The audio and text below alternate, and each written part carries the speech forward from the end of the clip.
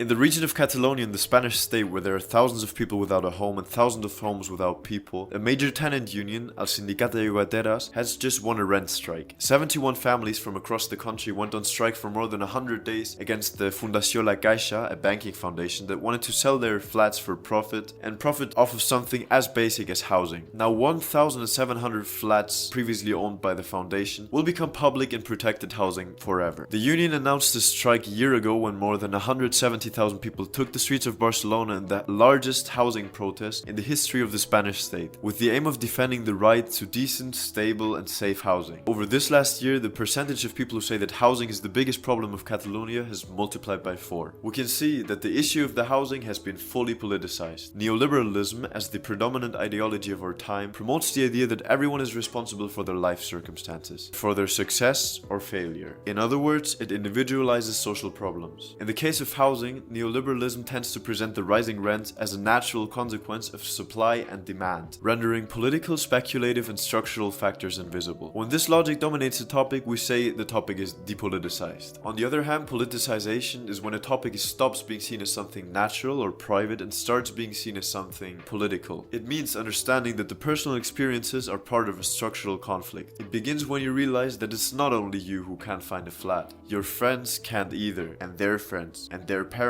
So you end up understanding that the housing question in reality is a conflict between the people and private companies who own the flats and the people who have no property and therefore are dependent on the speculation of the landlords. And this is what happened with housing. It got politicized. We can now see that it's being discussed widely on a parliamentary level, and politicians want to give the impression that they're dealing with it, even though they are not. Because our liberal politicians, rather in Spain or Germany or the UK, often are the same social capitalist elite as those who own the houses. So it's obvious that the interest of the neoliberal state is to depoliticize questions that they can't or don't want to solve. That's why they often end up only fighting the symptoms and not the root problem, the profit motive of capitalism. They hope that people will feel like that something's being done. What they want is to reduce the political space to the parliament and take it from society. This is a mechanism of liberal states for self-defense. But we are waking up to their false promises. Change needs to come from below and needs to go beyond capitalism. So how have the housing unions managed to politicize the issue? To begin with, the very existence of a housing union is already politicized. It's a group of people organizing because they share the same problems and belong to the same social class. Within the union, there's consensus about belonging to a collective, whether workers or students or tenants, with shared interests and struggles. Through strikes, protests, and direct contact with other affected people, they try to help their entire social class to become aware of this reality. The more people develop this class consciousness, the more politicized the topic becomes. We see that those who want an issue to change try to politicize it. But we must remember that once an issue has been politicized, that doesn't mean that it stays like that forever. In fact, rent issues already have been politicized and depoliticized before. Nearly 100 years ago, in 1931, a rent strike was organized in Catalonia. More than 100,000 working class families decided that they had to act seeing the rising rents, so they refused to pay rent during months. And all this was organized by the CNT, the same union that the same year achieved the 8 hours workday. It was a time of great politicization of social issues. So now we can see that today's reality still can be changed by organized class action, and that the political sphere is not only the parliament. And this is why many people decide to organize outside of parliamentary logic, to achieve a more direct and real representation of their interests. And now we see that a lot of unions and collectives often connect their struggles because they understood that it's the same class dynamics that affects them all. All in all, what we can see in this victorious strike from the Sindicat de Llogateras is the formation of a struggle that historically has won a lot of fundamental right for workers, such as the weekend, with the first step of making important social issues politicized with the people affected. Although it is true that the movement had much greater support in the past, today's housing movement has shown that it's a real political force capable of challenging the capitalist state, and that a union can give voice to tenants' problems, confront unjust situations, and above all, change reality. And this victory is the proof that we need it. So we see when a social movement is growing so much that it could turn into a revolutionary force, the state is forced to accept part of its demands. Obviously, it does not do so out of generosity or moral conviction, but to protect itself and the existing order. In the 1880s, the German working class was organizing, and movements, especially labor unions, were gaining massive strength. And to prevent a possible revolt, Bismarck created the first modern welfare system: health insurance, accidents insurance, and pensions. And it was not a humanitarian impulse, rather a strategy to diffuse reduce workers' pressure. Another case is the civil rights movement in the United States. For centuries, black people have faced all kinds of institutionalized oppression, from slavery, segregation, to systemic police violence. To this day, without any structural or economic elevation. But when the movement showed that it could mobilize millions, paralyze whole cities, and expose internationally the hypocrisy of the system, the state passed the 1965 Voting Rights Act, guaranteeing effective voting rights to black people. A concession to stabilize the country, not a spontaneous gesture of justice. And finally, during the Second Spanish Republic, the CNT had millions of members and the real capacity to paralyze the economy. Faced with this strength, the government introduced new labor rights, agrarian reforms, and the consolidation of the 8-hour workday. And these were inevitable concessions to prevent social conflict from escalating into something